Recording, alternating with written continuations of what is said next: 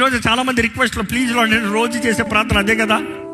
Please నాకు ఈ వ్యక్తినివ్వా, please నాకు ఈ ఉద్యోగం అవ్వా, ప్లీజ్ నాకు ఈ ప్రమోషన్ అవ్వా, ప్లీజ్ నాకు ఈ ఇల్లునవ్వా. No no no no no Lord, please your will, నీ చిత్తము ప్రభువా, దయచేసి నీ చిత్తము జరిగించు ప్రభువా. ఈరోజు మిమ్మల్ని యథార్థంగా అడుగుతున్నానండి. మనుషులుగా మన ఆశలు, కోరికలు చాలా ఉంటాయి. కానీ నిజంగా దేవుని నమ్మిన వ్యక్తి, దేవా నాకు కావాల్సిందవ్వా అని ఏడ్చేవాడు కాదు. Maturity is not about give me what I want. Maturity is all about give me what you wish.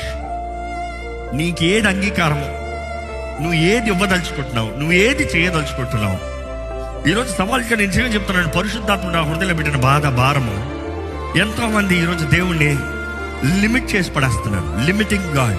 God do this this this this this this. నేను నమ్ముకున్నాను కదా, నాకు ఇది ఇది ఇది. నీవు నిజంగా ప్రేమించే దేవుడని నువ్వు నమ్మితే నీకు హానికరమైంది ఎట్టి పరిస్థితుల్లో నీకు అవ్వడం.